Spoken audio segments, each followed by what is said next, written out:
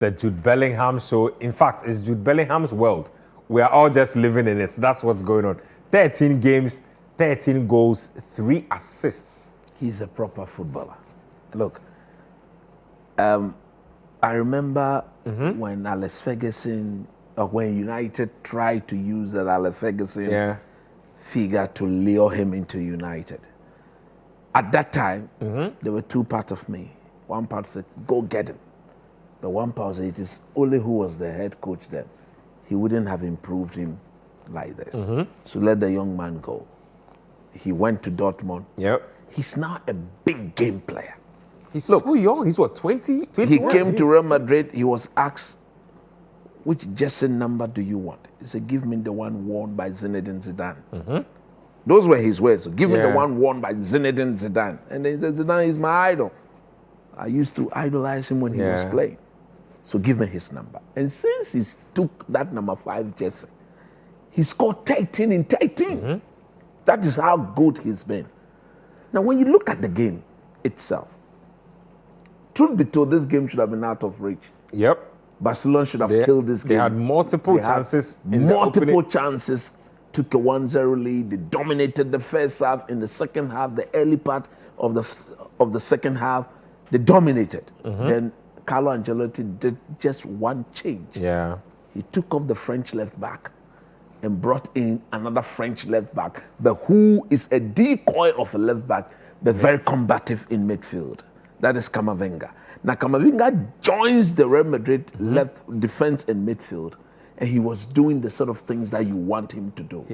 I think he's been using that playbook for a while in the Champions League as well. He Game was not going well. absolutely brilliant. Introduces him. He sort of switches between left wing back and defensive midfield. And he brought the best out of every other Real Madrid player in the middle. Yeah. But they had Bellingham, they had Tchouaméni, they had they brought Modric on as well. Yeah, he replaced Cruz, and then they had Valverde. The moment they started dominating Barcelona, Xavi also tactically didn't help his cause. I don't know. The Lewandowski substitution was a premeditated one. It wasn't needed at the time. And he's been injured for a while. He's been injured for a while now. So it was like, look, we are going to give you the last 25 minutes. So whether whoever was there was doing well or not, you take him out. Let's have the highlights roll again, just so you see exactly what coach is talking about. Fernan Torres, who was leading the line, he was absolutely brilliant because he was moving a lot. So Rudiger and Alaba couldn't cope with him. He gave them worry. Even when Rudiger and Alaba were in possession, he pressed the ball. But the moment that Fernan Torres Lewandowski change happened, Barca just dropped off, and invited Real Madrid onto them. Before the goal, Ter Stegen made 3 saves.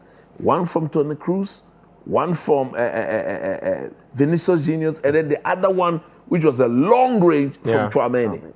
The second long range shot is what ended up in the middle. Look, credit must be given to Bellingham.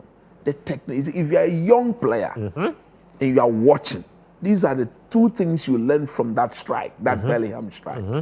Look at his height. Naturally, if you don't bend over the ball flies up into the sky.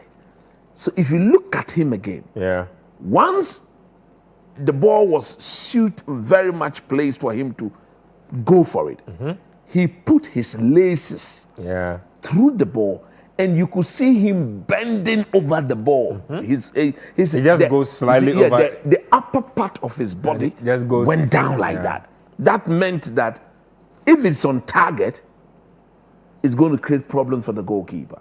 And technically too, Ter Stegen could have done better. I think he went with the wrong hand. He could have rather done this. That would have given him enough range to get to the ball and then palm it away. I think the shot even caught him off guard. Yes, maybe. There was a defender standing. Maybe he didn't see the ball. He saw it very late. But having said, look, Real Madrid, we all said, I did say that they win the game because they were going to the game, the team on form, the team playing well, dominating the La Liga. And this game was not the usual Clásico that we've come to. It wasn't even played at the Camp Nou. It wasn't played at the Camp. So there were so many things taken out. But look, the game reminded everybody Yeah. that a Clásico is a Clásico. Yeah. One or two players will stand up to be counted. Yeah. And yesterday, take it or leave it, it was that English boy. Bellingham. The English boy.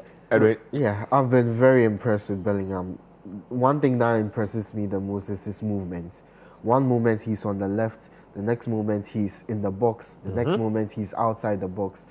He's one player who can play in different positions, but he's one player who is willing to make those runs. Yeah. He's not stationary. He's his not. positioning has been exceptional. It's been fantastic. Look, and the second goal epitomizes exactly what he's saying.